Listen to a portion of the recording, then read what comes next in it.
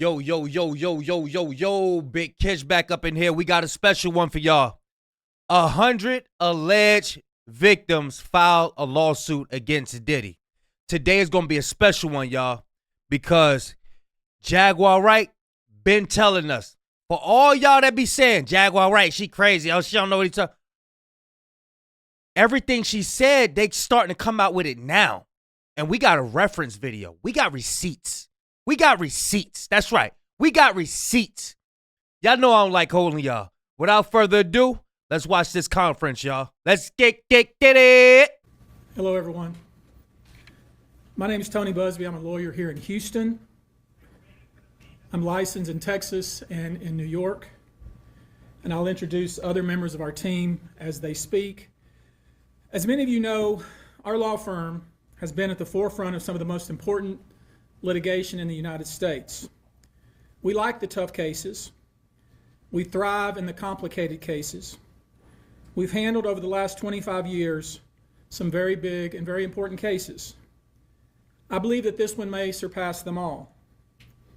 There are many facets to this. The conduct we will describe today occurred over more than 20 years. There are many people and many entities involved. And we're going to follow this evidence wherever it takes us. We will find the silent accomplices. We will expose the enablers who enabled this conduct behind closed doors. We will pursue this matter no matter who the evidence implicates. These brave victims who have stepped forward deserve nothing less. The biggest secret in the entertainment industry that really wasn't a secret at all has finally been revealed to the world. The wall of silence has now been broken, and victims are coming forward. Our team has had at this point more than 3,285 individuals contact us. Damn. With people claiming to have been victimized by Sean Combs. After vetting, we now represent 120 individuals who intend to bring civil claims in civil court against Sean Diddy Combs, as well as claims against many other individuals and entities that we will name as defendants as we file these individual cases.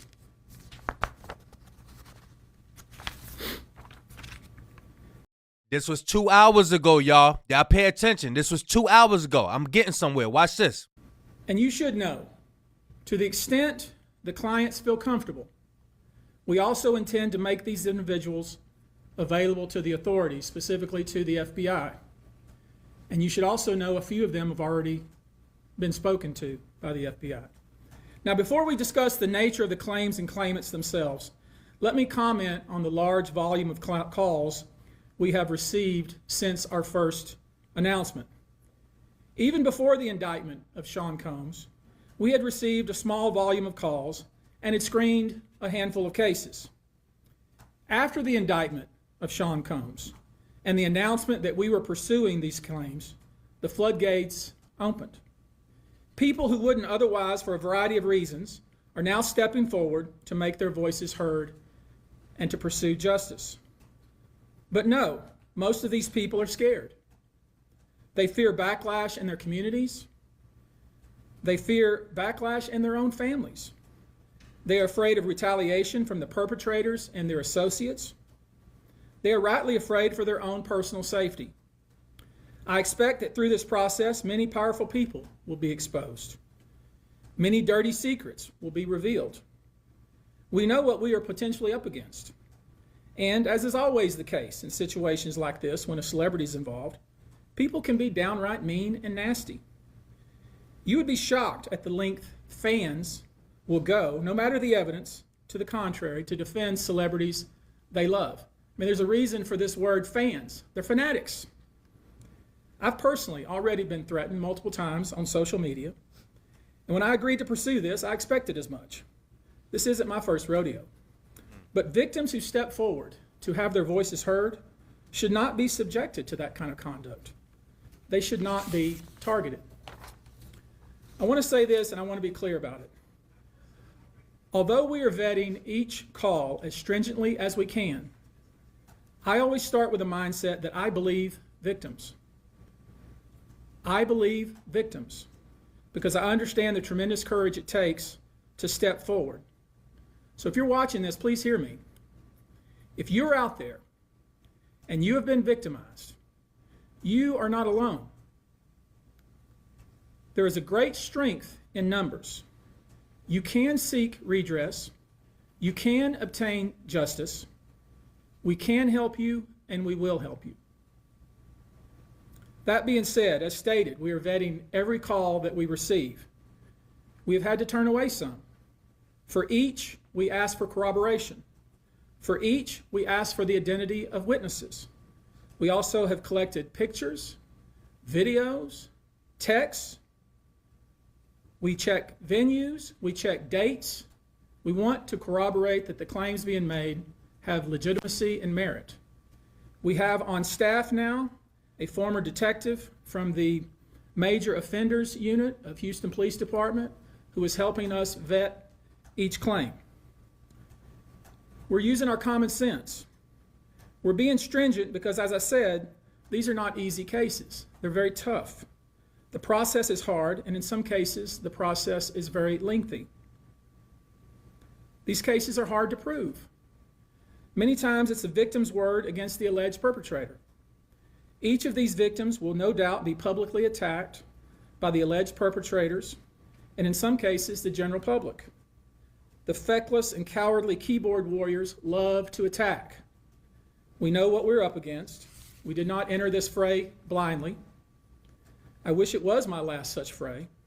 I wish this type of behavior wasn't so pervasive, but it is what it is, so we will press on.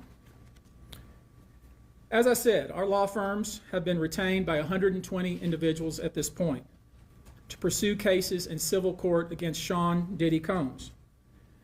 You should know, in this group, it is evenly divided between males and females.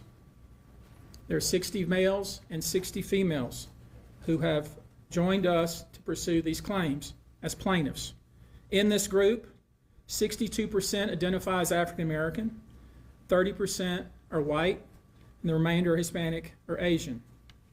The victims are from more than 25 states. The majority are from California, New York, Georgia, and Florida. And I want to focus on the ages of these victims. When we talk about the ages of the victims when the conduct occurred, it's shocking. Our youngest victim at the time of the occurrence was 9 years old. Wow. We have an individual who was 14 years old. Damn. We have one who was 15. 25 of the 120 individuals who are plaintiffs in these cases were minors at the time of the acts complained of. Wow. That's why they scared. The time frame of the acts complained of is very wide. The conduct at issue spans from the years 1991 all the way till this year, 2024. If you wonder why there are so many alleged victims, that's your answer. We're talking about more than 25 years of this type of conduct.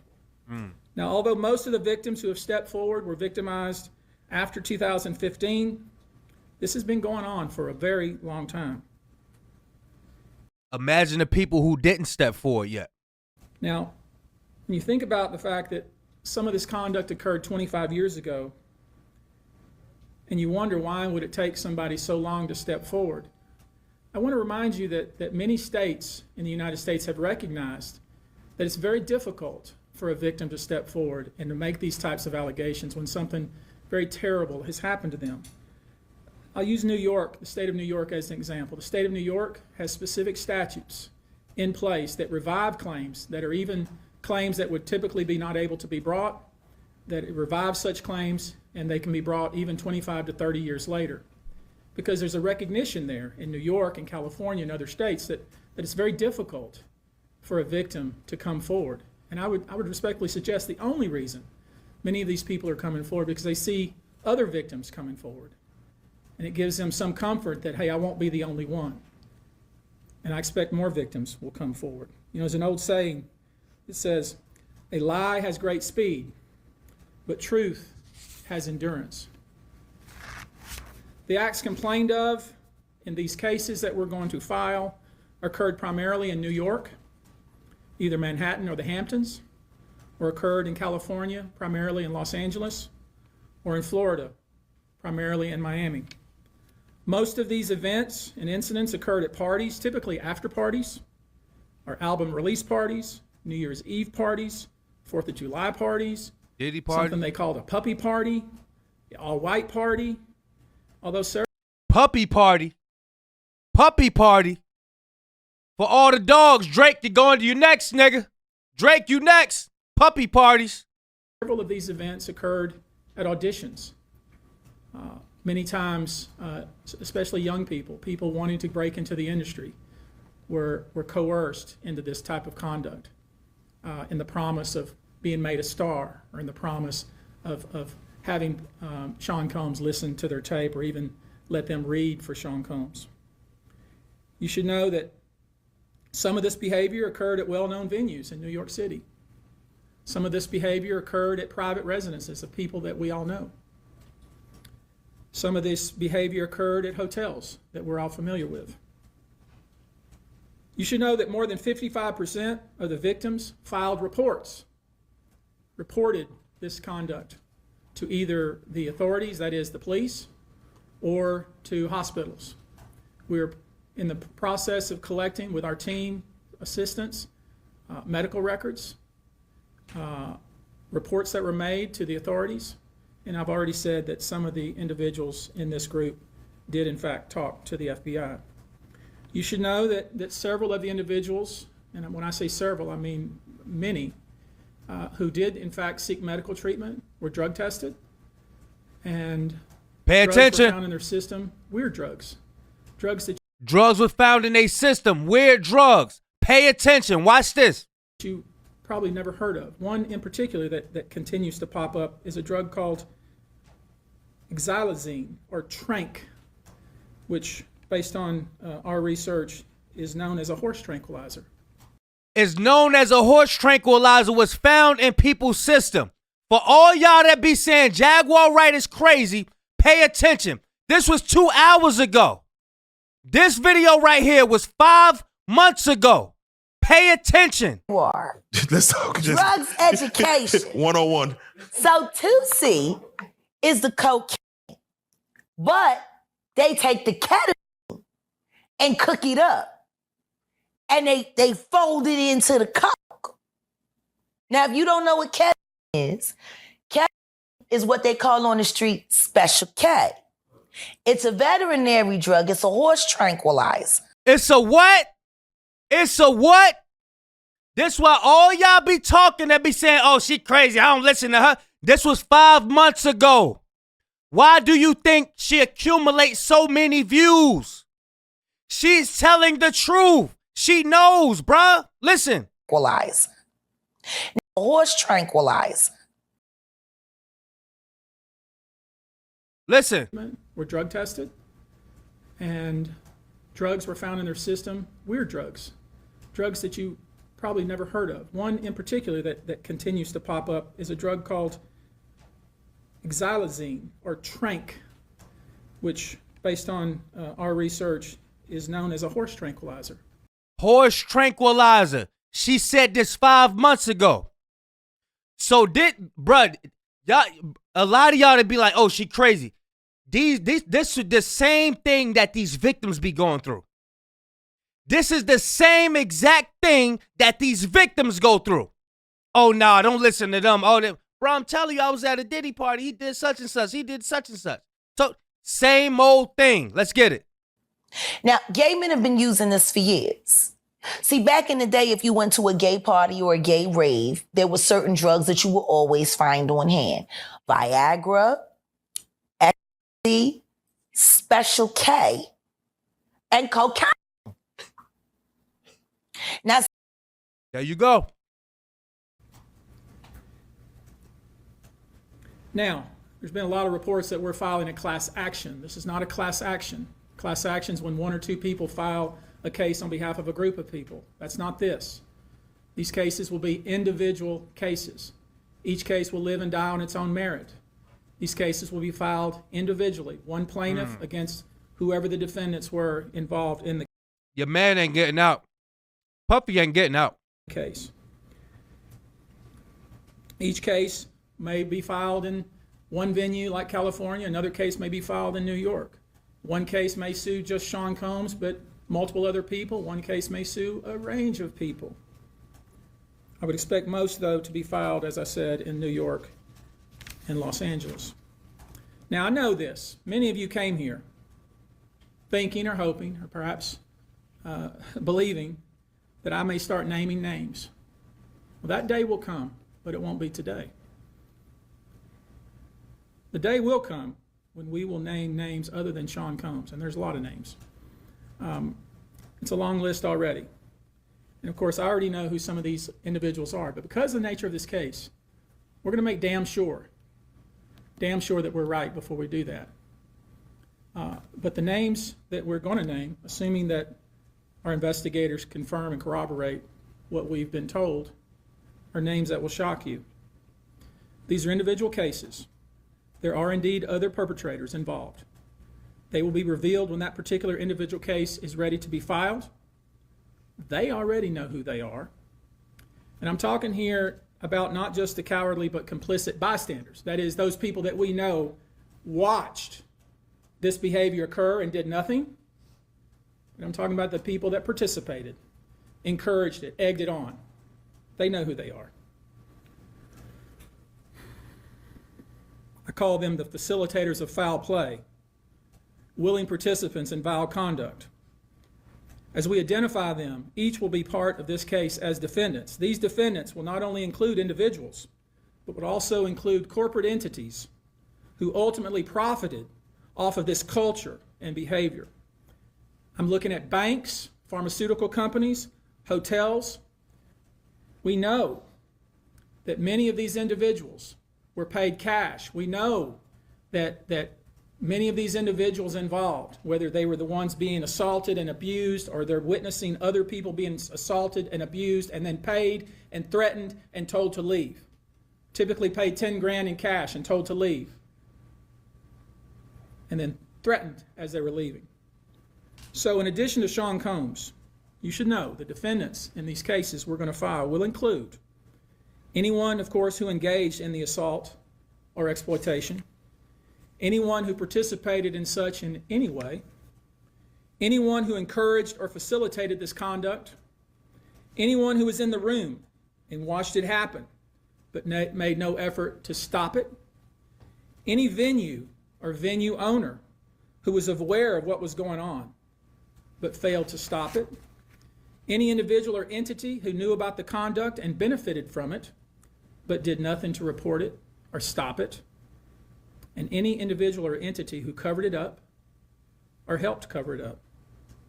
These people who know who they are should just come forward now. I would imagine, as we speak here, there are a myriad of people who are very nervous. You can't hide skeletons in the closet forever. I would expect there are many people out there right now who are desperately searching their memories as they delete their texts and data. Oh, Usher. Ooh, Usher. That's a shot at Usher. That's a shot at Usher. Rewind. Who are desperately searching their memories as they delete their texts and data. Ooh. Now, although these are, in fact, individual cases, there is a common theme, an MO, if you will. Typically, the victim is lured into a situation where he or she is given a drink. Typically, that drink, reported by these victims, is apparently laced with something. Once that drink takes effect, the perpetrators perform all kinds of sexual acts on the victims, many times passing him or her around as other people watch and enjoy the show, and then leave the victim ashamed, confused, injured, and wondering what happened. When the victim reaches out, he or she is told not to say anything. Sometimes there are threats of physical violence or financial repercussions or bodily harm.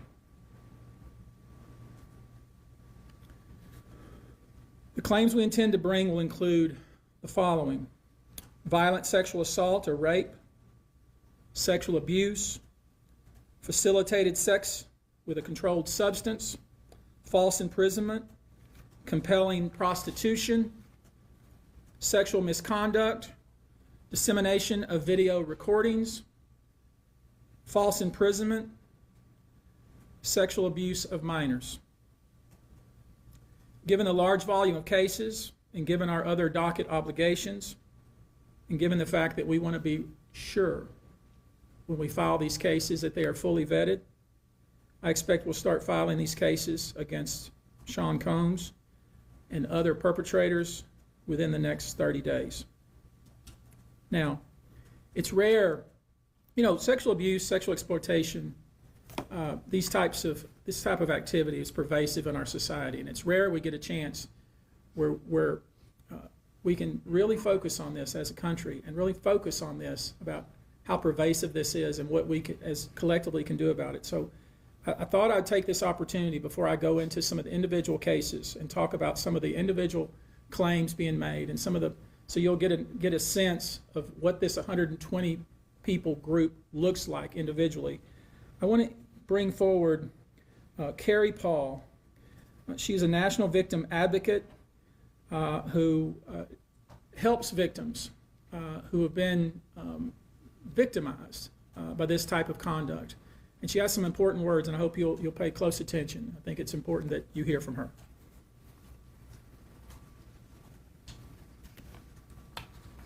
Hello, I'm Carrie Paul with the National Victim Advocate. It's not easy for any survivor to come forward. Our culture doesn't believe survivors. It blames and questions them. Instead of showing support, many choose to enable abusers. The media runs stories asking why it took so long for survivors to come forward instead of asking what barriers exist. We also don't equip law enforcement with the ability to handle sexual assault crimes. Lack of funding translates to lack of training.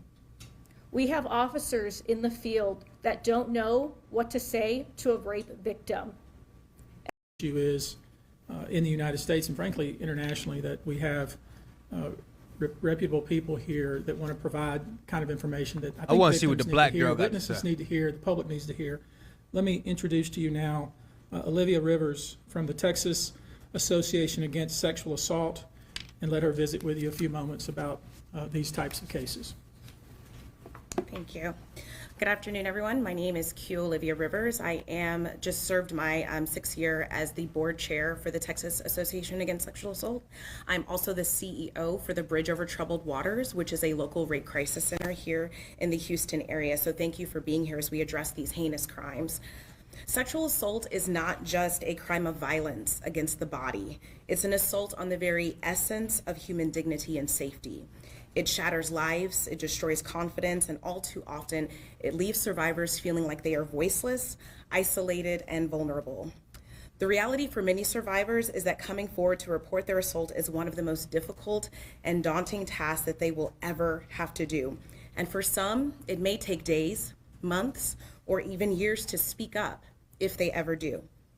The reasons for this have been mentioned, but include the fear of being disbelieved, being blamed or judged, and of course, retaliation.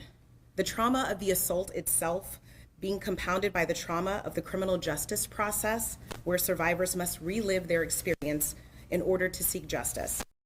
For a future where sexual violence is no longer tolerated and where justice is not the exception, but the standard. Thank you.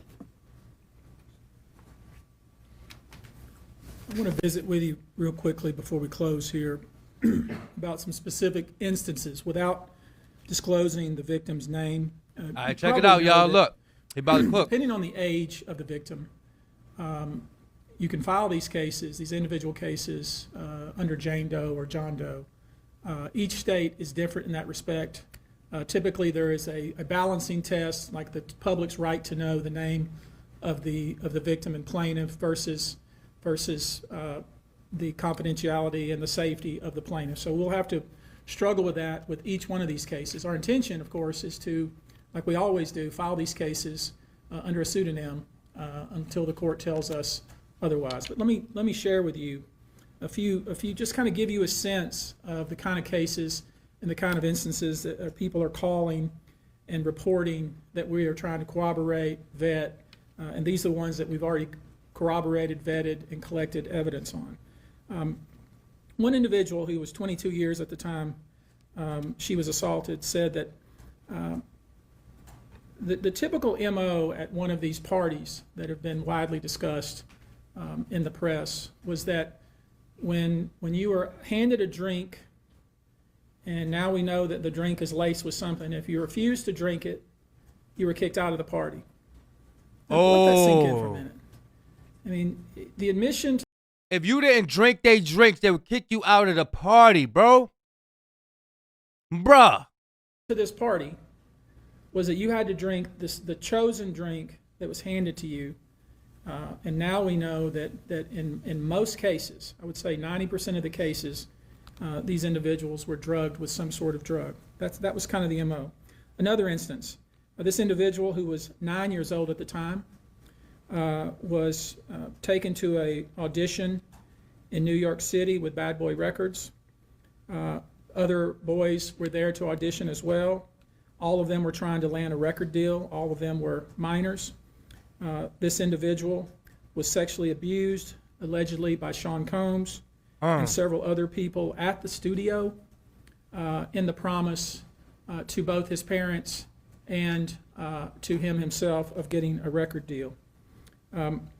Another instance, another minor, told allegedly by Sean Combs that he would make him a star, but he needed to visit with him in private about it, away from his parents. Once they were in a private area, allegedly Mr. Combs made the victim. Bruh, you know what I just thought about? Y'all remember the Nas song? I know I can be what I want to be. In the song, he said, because you came to sing, he was like, because they came to do drugs and you came to sing. So if you want to be the best, I'm going to tell you how. Put your hands in it. Y'all remember that? Bruh, he was exposing this, bro.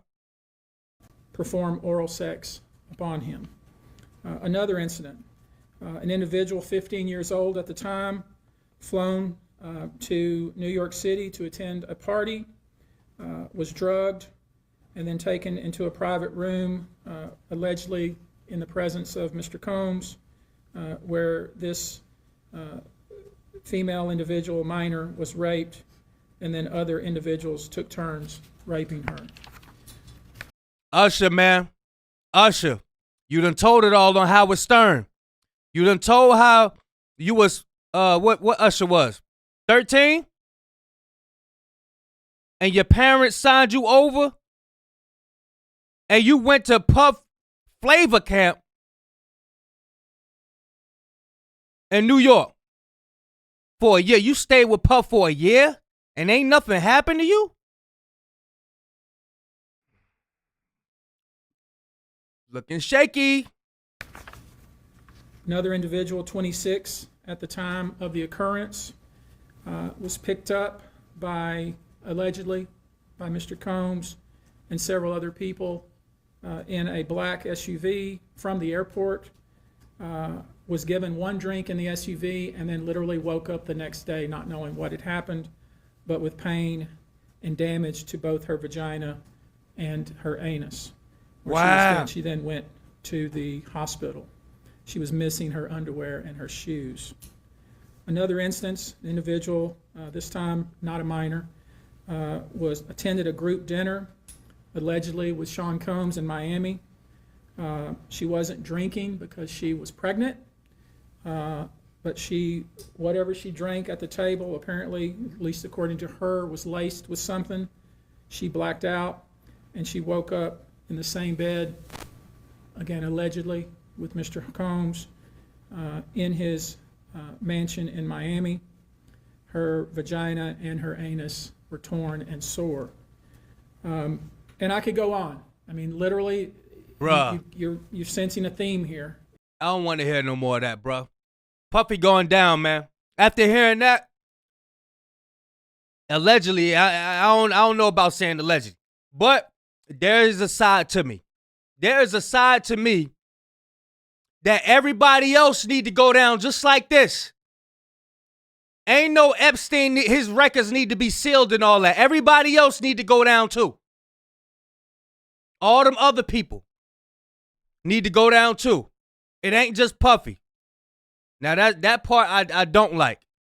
All these press conferences and all of that stuff. We need to have press conferences with all of them. You know what I'm saying? Who was it? Who was it out there doing stuff? See more of this. What's that? See, the cocaine keep you up all night, but unfortunately, it gives you limp noodle because of what the blood flow. So who wants? Man, this is wild. Y'all let me know what y'all think, man. This is wild. This is crazy, man. What's the dude named Nickelodeon dude who got caught up in all of that, messing with them and all of that, who hired Puff to come on all that show? All of them need to be brought up, man. Not just Puff. That part I don't like. You know what I'm saying? It ain't just Puff. It's not just him. But yeah, bro, Puff going down, man. Puff going down. Usher, man. Count your days, bro. Usher, who else? Meek Mill. Ross. They coming for y'all. Jay. They coming, bro. Everybody who be at them parties, man, y'all, I'm telling you, they listed in them documents, man. They are listed in them documents. Them people coming. They gonna gather all this. Bro, they sat up there and denied a $50 million bond, bro. 50 mil. Correct me if I'm wrong. I think it was 50 mil. Nah, you good. That mean they got you. That mean they got something on you, bro. And Jaguar Wright should have said, bro, come on, man. It's true. All this alleged stuff it's over. You know what I'm saying? Y'all let me know what y'all think, man. Big Kish signing out. I'm gone.